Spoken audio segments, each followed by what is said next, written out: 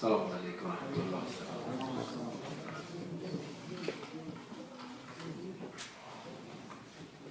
Bismillah ar-Rahman ar-Rahim. Good evening, brothers and sisters. I would like to say how delighted I am to see so many of you here in this evening program, all committed to the same goal of Anniversary of Islamic Revolution in Iran. We are very glad that this event is in conjunction with the Conference of Islamic Revolution and Islamic Awakening. The Iranian nation toppled the US-backed Pahlavi regime 33 years ago, ending the 2,500 years of monarchic rule in the country. Fortunately, currently, Iran's Islamic revolution would serve as a model for other nations, since in the course of the last 3 decades, the revolution has made significant achievements. The revolution in Iran was not a mere theoretical phenomenon, but was a realistic event based on the foundation of Islam and the country constitution, which brought honor and victory in areas from cultural affairs to social, political and educational areas.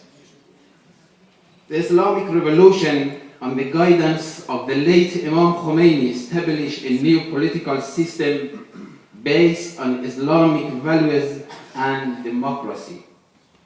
As regards the people, the most important thing done by the Islamic revolution and the late Imam was to distance the definition of democracy from what the directors of Western democracy and their agents wanted to show in academic circles. They attempted to make people disbelieve in a sort of reconciliation between democracy and religion. The Imam cancelled this abrogated meaning and introduced religion democracy, which is actually the Islamic Republic, to the world. But this was not adequate to him. He did it at a theoretical and a practical level too. Right from the first day of the initiation of the thought, since the time they realized that the system is connected to Islam, the enemies struggle for dismantling the system of the Islamic Republic.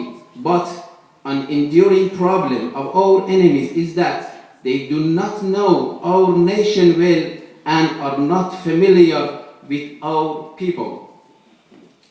They cannot appropriately discover the way spiritual and Islamic ideas affect people. They cannot understand the elements of the clerics, its position and effect, and the quality of that effect. Therefore, the strongest of these facts to them has always been problematic to them. They did whatever they could over the last year, things they could do at a low price and not be a financial burden on them while reaching their goals. It is clear that they did what they could, planning a coup d'etat, provoking people inside the country, leading movement against the system, introducing a slogan, financing and intellectual and software support. They even launched a military attack and supported the military offender for many years. The happening of the recent years and the enemy's resort to the use of the language of threat and the threat to attack imply a good sign from one viewpoint. Needless to say, their political, security and propaganda activities did not make them reach their goals. I would like to indicate that the sanctions imposed on the Iranian nation are a sign of the weakness that our enemies are suffering from. Their goal was to punish the Islamic Republic and the Iranian nation for being committed to Islam. But the truth is that this sanction will benefit Islam and Iran. Self-reliance of the Iranian nation was due to the sanction imposed by the West over the past 3 decades. If there had not been this sanction, Iran would not have achieved these amazing advances. If they had not shut the door of science to us, we would not have achieved this position of stem cell research. Referring to the uprising of the Muslim nation in the Middle East, I would like to say that this uprising is indicative of Islamic awakening, and it is undoubtedly one of the consequences of the Islamic Revolution in Iran. The popular uprising in Muslim nations are a part of battle against the global Zionist dictatorship. The current waves of Islamic awakening in Muslim countries are gaining momentum regardless of Shia and Sunni affiliation.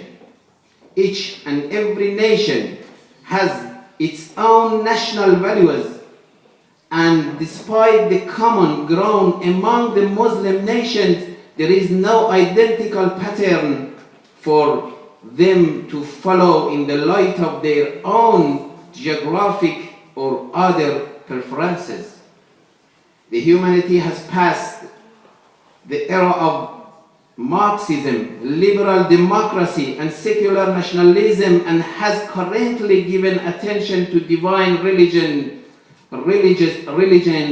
and reliance upon Almighty God to attain salvation. Referring to the fall of 4 governments in the region over the past year, I should add another critical event in that in Egypt and Tunisia, the people voted for Islam. In Egypt, around 70% of the people went to the ballot boxes and voted for Islamic groups. A similar events happened in Tunisia. These are very important points. The meaning of this event is that all the efforts by the American, Western propaganda machine, Hollywood and others to promote Islamic phobia and fear of Islamic governments have been sent down the drain. One of the outcomes of this movement is decline and isolation for the Zionist regime, which is very important. Finally, I would like to express that this century is the century of Islam. The Egyptian uprising has influenced the youth and intellectual around the world. This is the century of Islam and the era of the people, and in the future it will influence the destiny of the entire humanity. I would like to thank you and once again welcome to all of you, particularly those who prepared article and speaker, Dr. James Frings, Dr. and Mr. Al-Etfi, also all ulama and director and trustee of mosque, and my dear brother Dr. Aftab, Councillor of Manchester. Once again, thank you for your attending and wish you will enjoy this evening event. Assalamu alaikum wa rahmatullah.